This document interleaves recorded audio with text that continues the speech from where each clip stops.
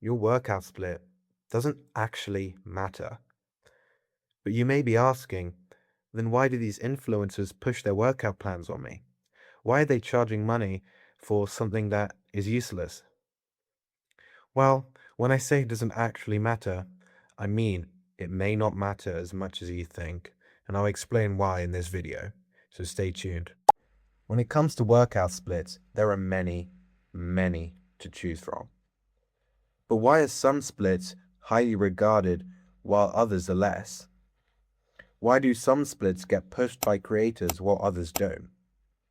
And what do these splits actually contain? What is the purpose of them? Is there a purpose? Well, I'm going to go through each of the popular ones one by one and explain, just so that you can understand better what they actually do. What is their core purpose? Let's start with push-pull legs, or more commonly known as PPL. What is PPL?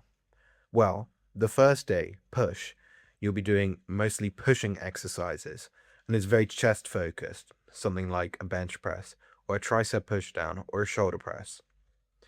Whereas on the pull day, it's more back focused, as you'll be doing more pulling exercises, something like a row, or a bicep curl, or maybe a lateral raise. Obviously, on the third day is legs, so that's when you'll be hitting your legs. The next one, Arnold Split, is very similar to PPL with a few slight changes. The first day is chest and back, so that's when you'll be doing your chest and your back, obviously, which combines both the push and the pull. On the second day, it's arms and shoulders, which is pretty self-explanatory. You'll be training your biceps, triceps, and your delts. And then, the same as PPL, the last day is legs.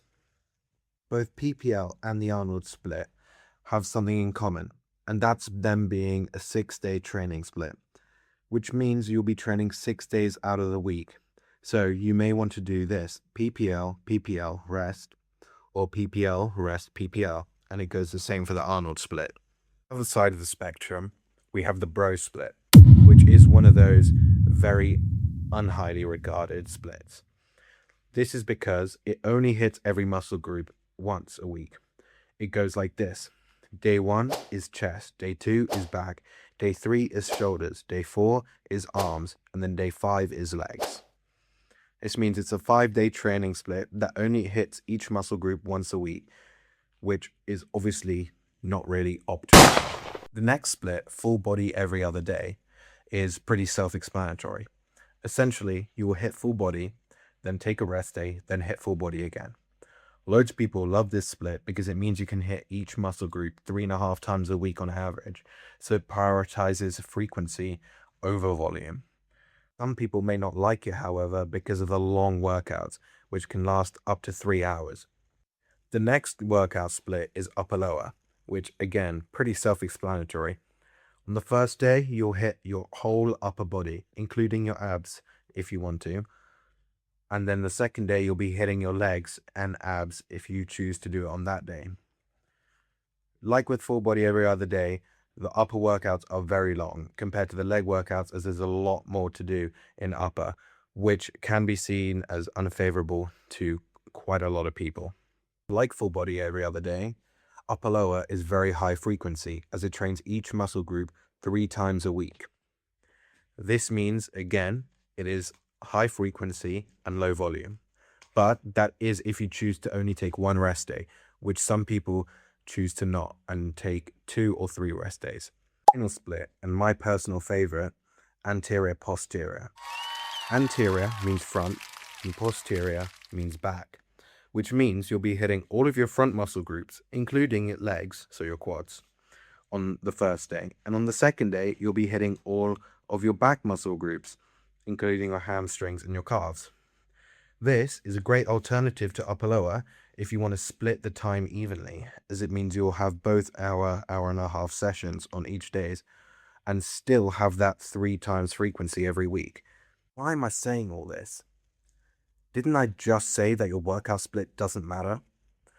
Well, what I meant is that it doesn't really matter for muscle growth. However, if you find a workout split, if you do not like, you will not grow, it is unlikely that you will, because you may want to skip the gym because you hate the split.